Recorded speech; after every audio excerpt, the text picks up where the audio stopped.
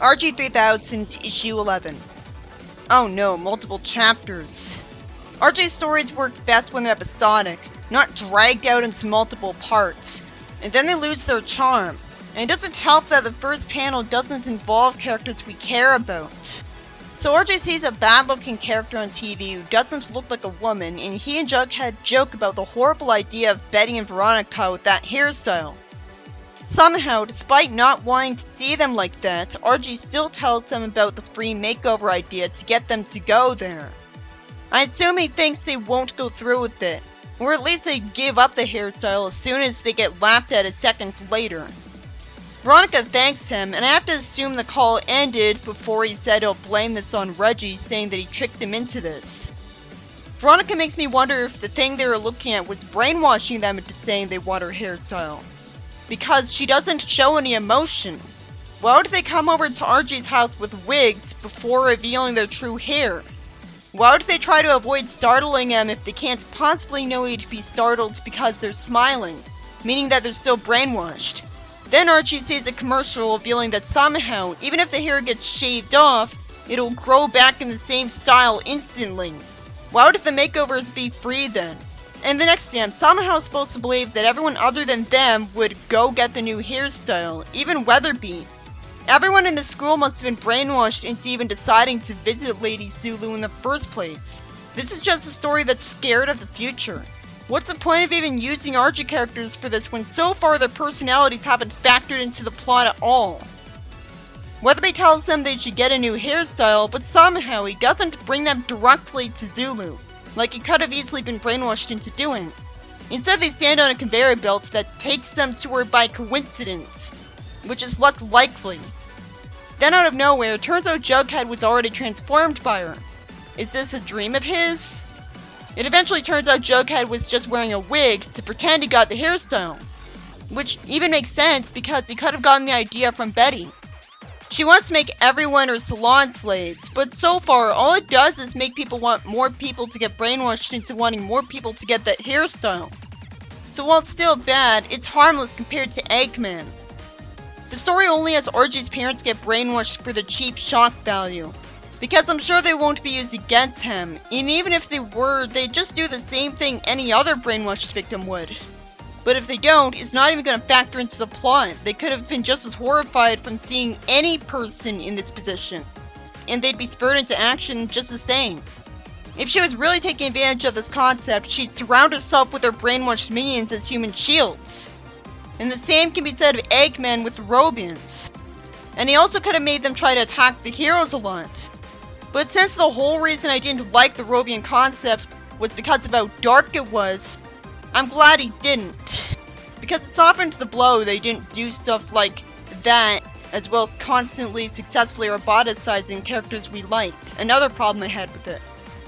Eventually, Dilton used an invention to shoot a net at a robot. I only saw one robot in charge of getting more people to do makeovers. I'm just left to assume that robots like this cause everyone in their school to get the haircut. But that's not explained. Dilton says he recognized Zulu's hairdo from science class. The hairdos are actually aliens, and he assumes that her magic mirror is also alien. Dilton says the mold spores make people susceptible to simple suggestions from her hair slaves.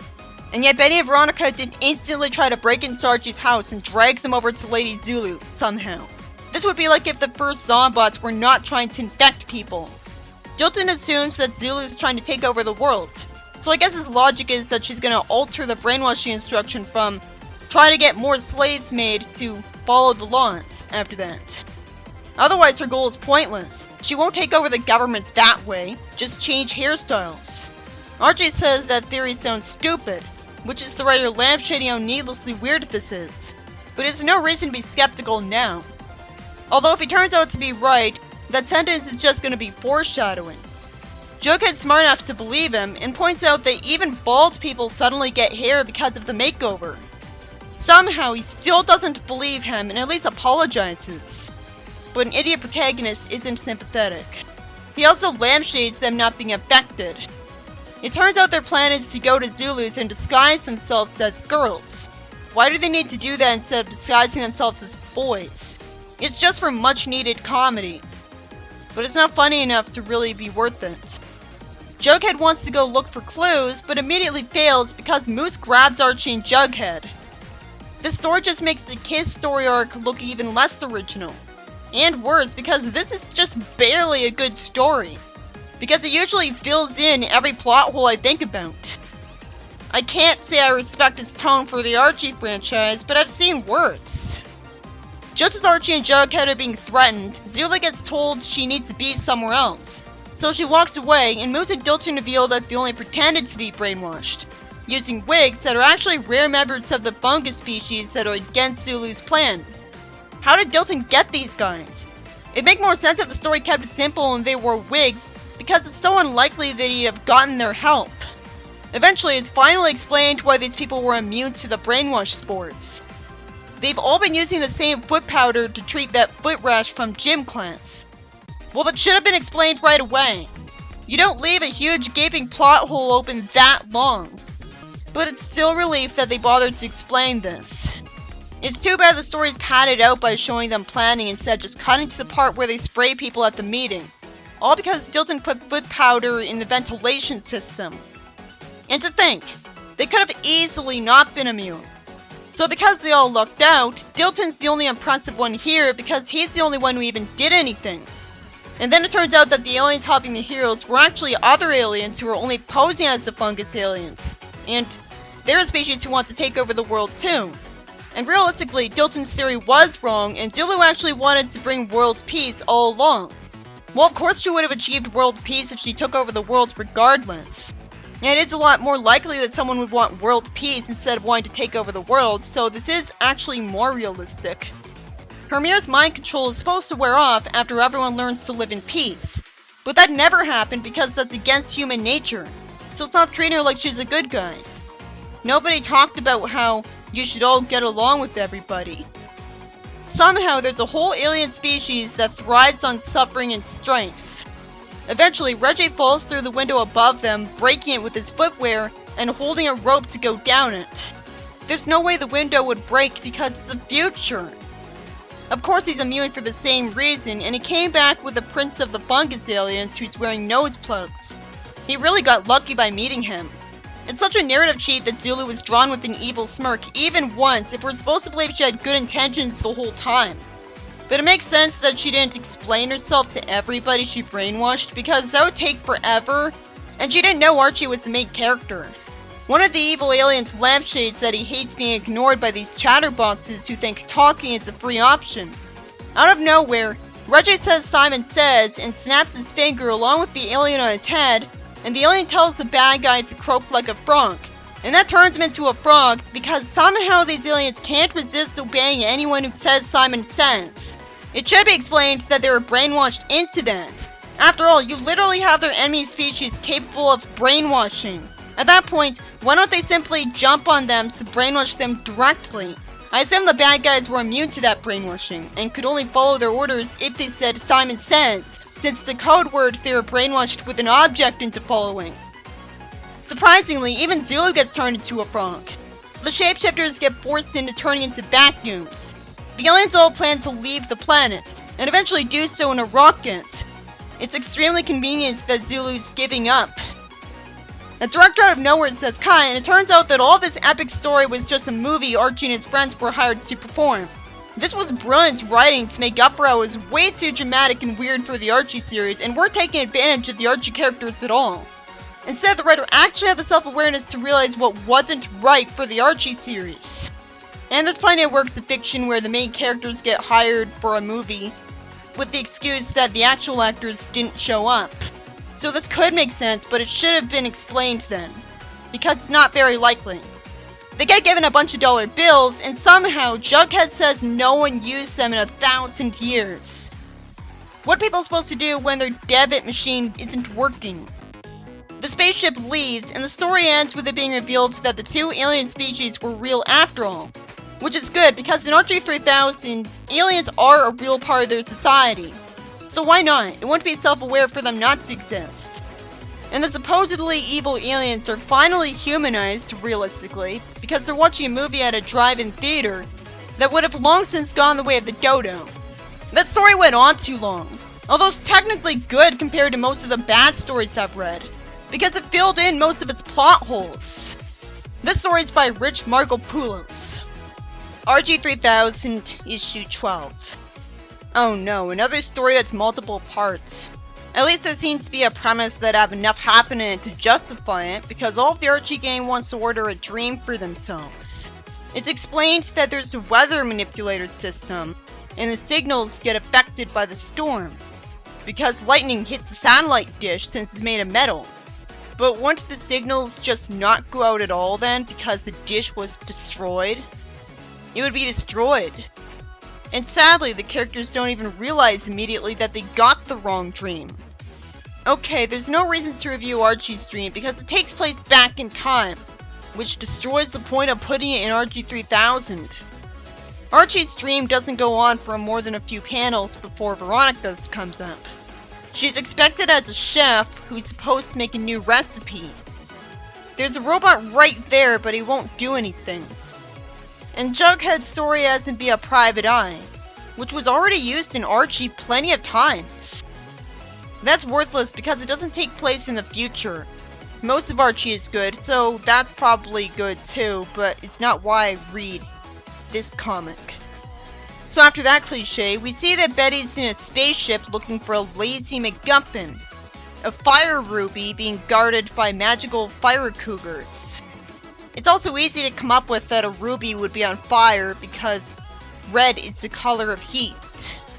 She finally explains in her thoughts that her astronaut suit is keeping the aliens from hearing, smelling, or even seeing her. Veronica complains that she's not getting a good romance, and then out of nowhere she does get flirted with, and even proposed to.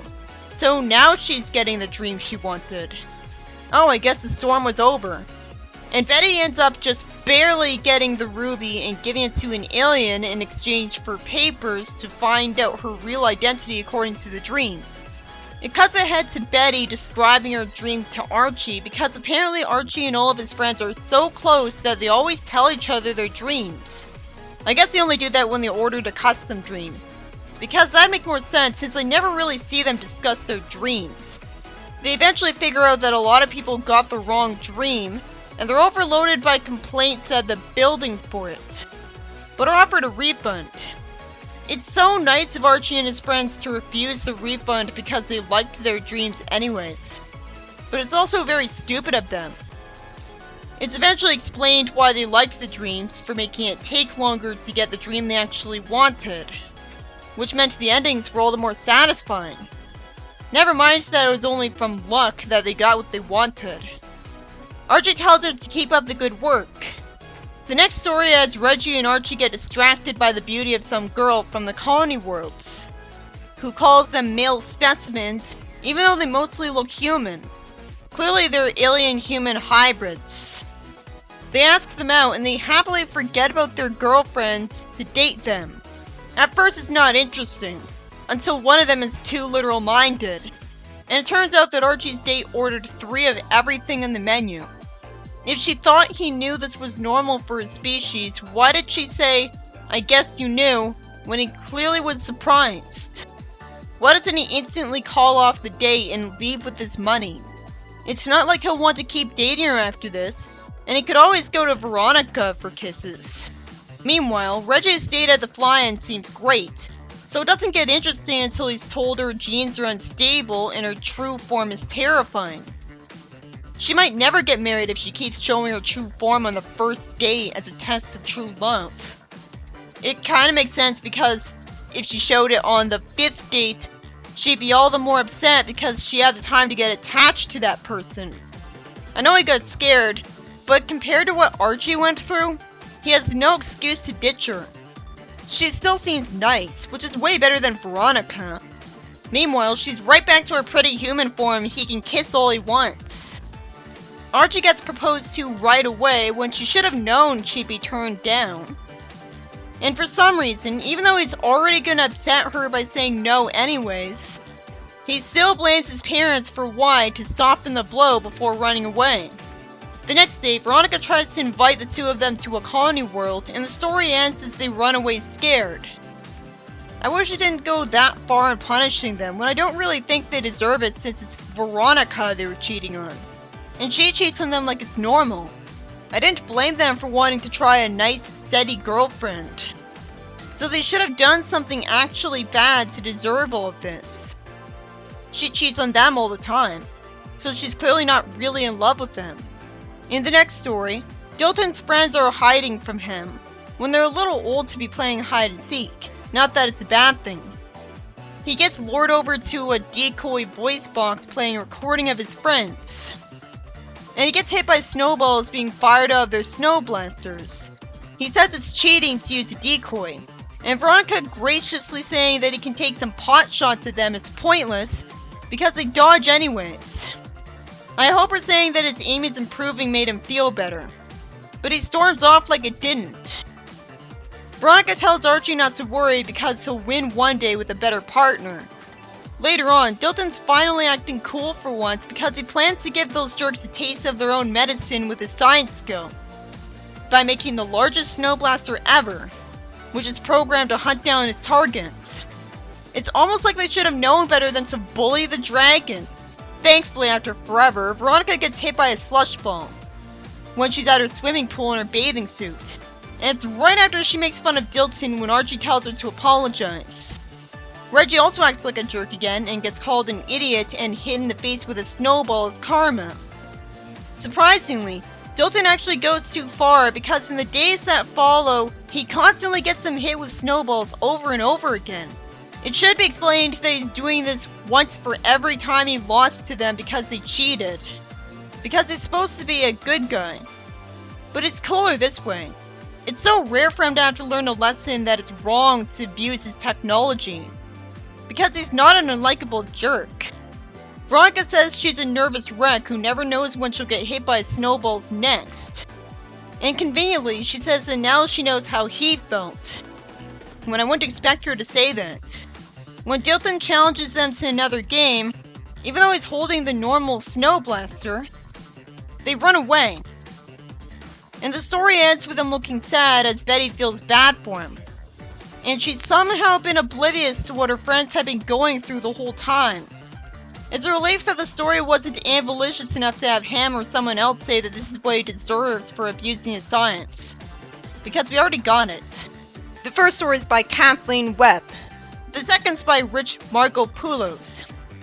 And so is the third story.